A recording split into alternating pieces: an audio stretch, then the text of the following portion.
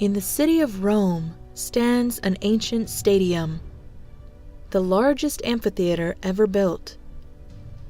Once the home of battling gladiators, staged sea battles, and reenactments of ancient myths, today it is a tourist attraction and an icon of ancient Rome.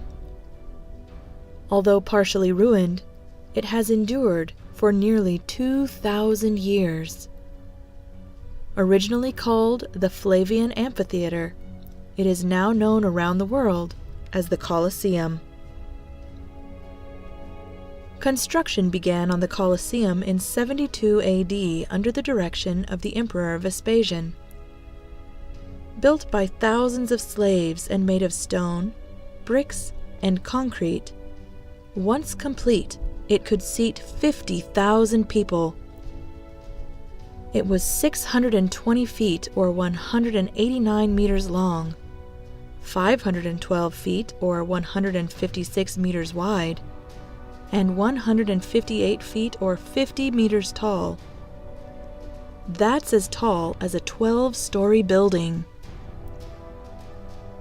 Although it would take only 8 years to build, Vespasian died before it was finished, and the Colosseum was opened by his son, the Emperor Titus. The first games held in the newly completed Colosseum lasted for 100 days. Admission to these games was free and helped keep the emperor popular with the people of Rome. Thousands of animals fought and were killed as crowds cheered, everything from elephants and tigers to bears and bulls. Criminals were also executed there. Sometimes they were used in reenactments of ancient myths and stories where the character would be attacked by animals, like Prometheus, or flung to their death, like Icarus. The most famous attractions of the Colosseum, however, were gladiators. Professional fighters, they battled each other in a combat to the death for the entertainment of the people. Successful gladiators could become celebrities, drawing huge crowds and earning riches that would allow them to retire in comfort, assuming they lived that long. Sometimes, however, a more impressive spectacle than gladiatorial combat was held in the Colosseum. Mock sea battles, called naumachia.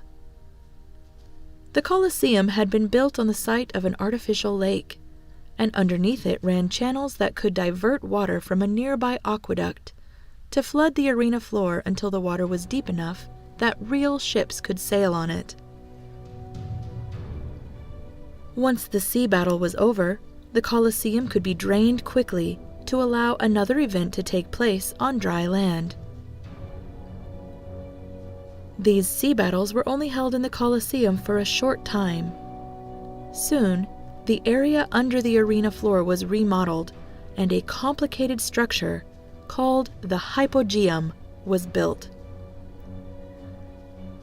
The hypogeum was an underground maze of tunnels and cages with elevators that allowed animals and gladiators to suddenly enter the arena through trapdoors in the floor. Fighters in the Colosseum could never be sure what their next challenge would be or where it would come from.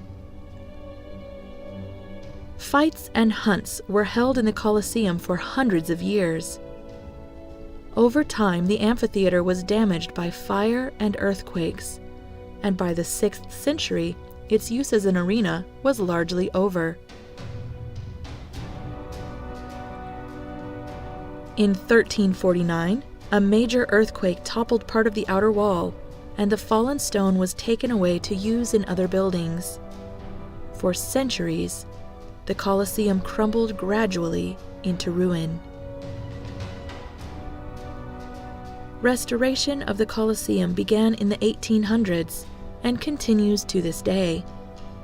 It is now a major tourist attraction, as well as a World Heritage Site. Millions of people each year visit the Colosseum to learn about its ancient history and stand where emperors and gladiators once did. I hope you enjoyed learning about the Colosseum today. Goodbye till next time.